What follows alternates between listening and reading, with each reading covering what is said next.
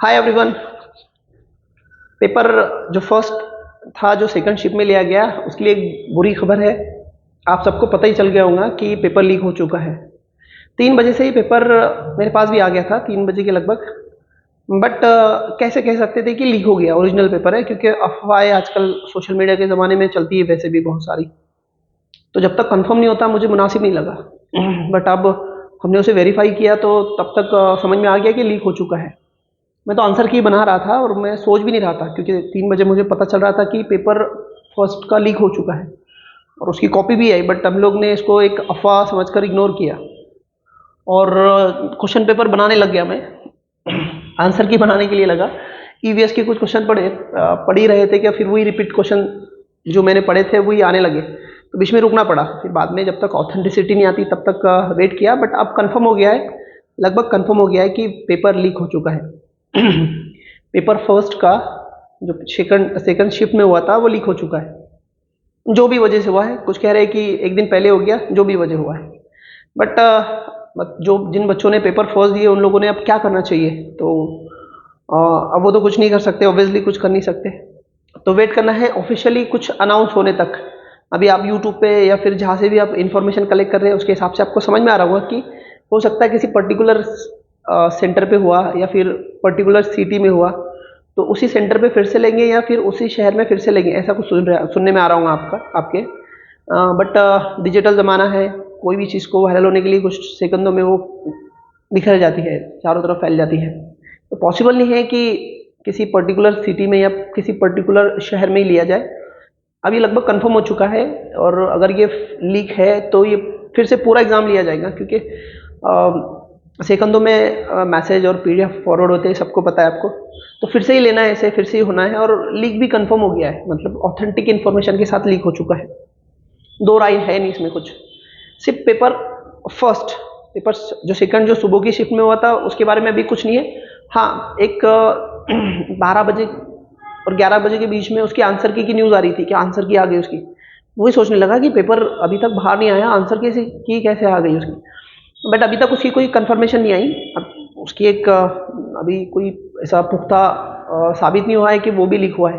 But जो भी हो, अभी तक तो पेपर सेकंड क्लियर है कि लीक नहीं हुआ है। तो जो पेपर सेकंड फर्स्ट शिफ्ट में दिए थे वो लोग निश्चिंत रहिए, मतलब अब बेफिक्र रहिए। पेपर फर्स्ट वाले बच्चे क्या करें अब? तो देखो, एग्ज़ाम होने तो 1 महीना और लेंगे, वो टाइम 1 महीने के बाद ही लेंगे। और अभी आपको कुछ नहीं करना है, रिलैक्स होना है पहले तो। अब जो होना है हो गया है। जो अथॉरिटी है या सीबीएसई बोर्ड है वो देखेगा क्या करना है, तो और जो भी फैसला लेगा वो हमें समझ में आएगा।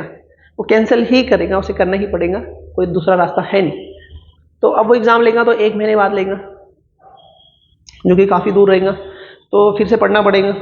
अभी अभी क्या करने का, आज तो आप पेपर बहुत अच्छा था, लेवल भी अच्छी थी और अच्छे क्वेश्चन भी थे। तो पेपर को एनालिसिस कीजिए, जैसे प्रैक्टिस क्वेश्चन पेपर हम कर रहे थे वैसे ही इसे प्रैक्टिस पेपर ही समझिए, एक टेस्ट समझिए आपका। अब आप बहुत सारे बच्चे सोच रहे होंगे कि पहले तो बहुत दूर दूर से बच्चे आए थे, जगह जगह से। जैसे मैं महाराष्ट्र की बात कर रहा हूँ, महाराष्ट्र में औरंगाबाद में पूरा मराठवाड़ा के बच्चे आए थे, जो करीब करीब 400-500 किलोमीटर दूर से आए थे।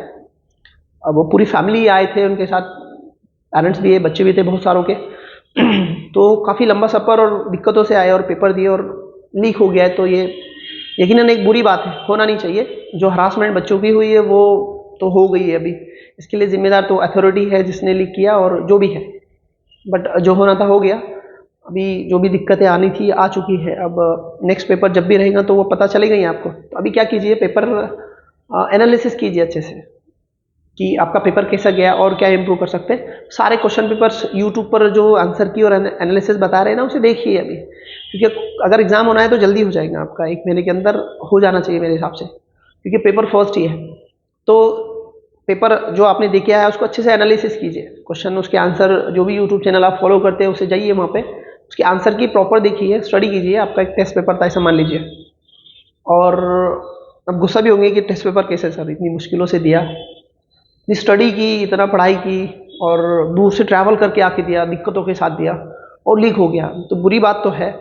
अब इसमें मैं आपके जो जज्बात है वो समझ रहा हूँ और कुछ किया नहीं जा सकता। अब ये एक सोसाइटी का हमारा विल है, इसको एक्सेप्ट करना ही पड़ेगा।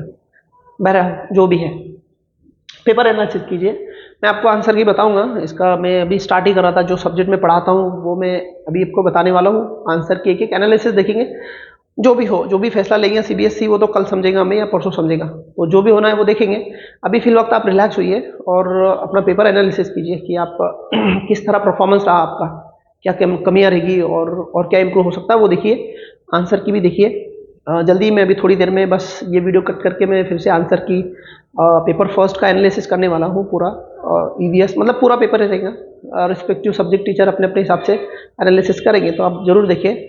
और पहले तो अभी मैं फिर एक बार कह रहा हूँ आपको कि रिलैक्स हो जाइए, दिमाग में जो उथल पुथल चल रही है ना तो उसे शांत कीजिए। जो होना था हो गया, आपके हाथ में जो है वो आप कर सकते हैं, वो किया आपने।